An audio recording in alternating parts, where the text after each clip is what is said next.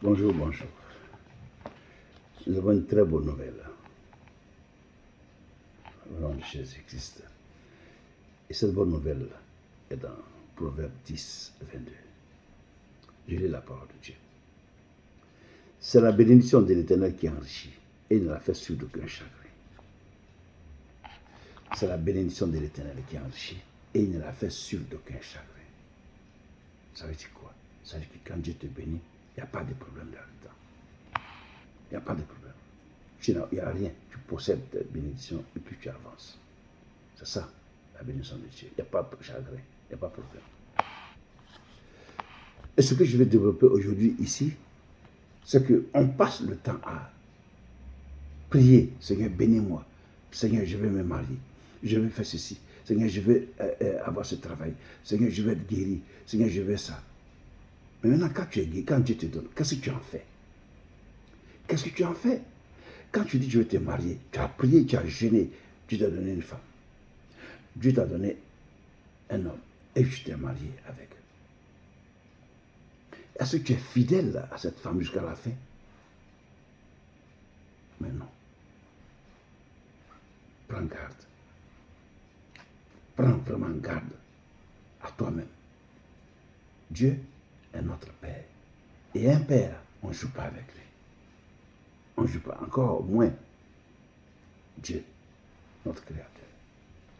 Tu as prié et tu as donné la bénédiction. Regarde toi-même, fais ton mea culpa. Regarde comment tu utilises cette bénédiction. La femme qui t'a donné, le mari qui t'a donné, que tu as prié, tu as jeûné pour cela. Qu'est-ce que tu en fais? Regarde, tu ne respectes plus ton mari. Regarde comment tu négliges ta femme. Regarde toi-même, regarde. Fais le constat. Tu vois. Il t'a donné un travail. Et le travail que Dieu t'a donné, tu reçois un salaire. Le salaire, est-ce que tu prends soin des veuves? Est-ce que tu assistes les orphelins? Est-ce que tu donnes à manger aux pauvres, à ceux qui n'en ont pas? Non. Tu ne parles qu'à toi seul, toi seul, toi seul. C'est l'égoïsme. Et ça, c'est pas bon. Prends garde aux bénédictions que Dieu t'a données. Prends garde aux bénédictions que Dieu t'a données. Dans la Bible, au temps du Seigneur, il y a eu 10 lépreux qui sont venus voir Jésus pour dire que Jésus les guérisse. Le Seigneur a dit, allez-y voir le sacrificateur. Et qu'en partant, les 10 ont été guéris. Mais il y a un seul qui a fait demi-tour et est venu pour adorer le Seigneur. Le Seigneur a dit, et les 9 autres, où sont-ils? Quand Dieu te bénit, il faut être reconnaissant. Donne-lui cette gloire-là. Viens lui donner la gloire. Ne va pas pour partir, mais reviens pour lui donner la gloire. Parce que tu ne sais pas qu'est-ce qu'il t'a donné. Il va te donner un peu. Maintenant, si tu reviens, il va te donner tout le reste et tu seras encore plus béni. Reviens et faire sa volonté. Il faut faire la volonté de Dieu, la volonté du Seigneur. Il faut faire tout ce qui est agréable à Dieu. Parce que avant, tu n'avais pas tout ce que tu as. Mais c'est lui qui t'a donné ça pour faire sa volonté. C'est ça. Il ne faut pas oublier de oublier celui qui t'a béni. Il ne faut pas oublier celui qui t'a béni et puis partir comme les 9 autres lépreux. Partir comme ça. Ce n'est pas comme ça. Il faut revenir à celui qui t'a béni et faire sa volonté. C'est ça qui est juste. C'est ça qui est juste. Tu vois. Le Seigneur a dit, il y en a qui sont riches, mais qui pour Dieu ne sont pas du tout riches. Pourquoi? Parce qu'ils se disent que c'est eux, c'est eux, c'est eux. Mais ceux qui sont riches et pour Dieu qui sont riches, c'est ceux qui font la volonté de Dieu. Le Seigneur dit de donner, de bénir les pauvres.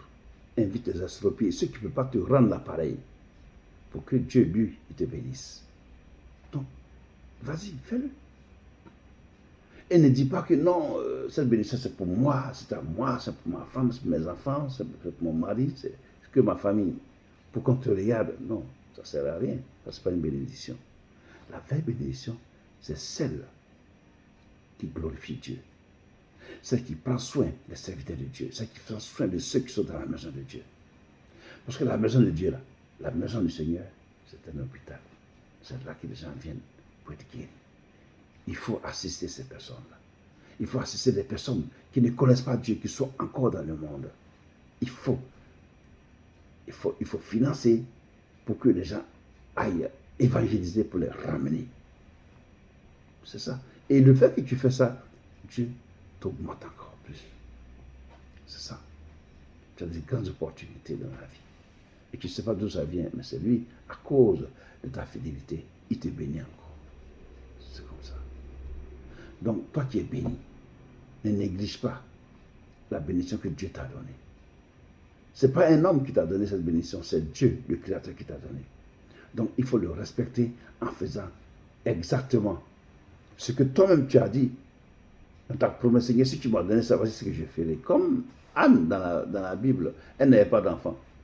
Il dit que si tu m'as donné un enfant, là, cet enfant-là, je te le prête toute sa vie. Et elle a obéi à ça. Donc la promesse que tu as faite à Dieu, il faut la tenir. Maintenant, Dieu t'a béni. Maintenant, il faut tenir la promesse que tu lui as faite. La promesse que tu lui as faite, que tu vas prendre soin des veuves.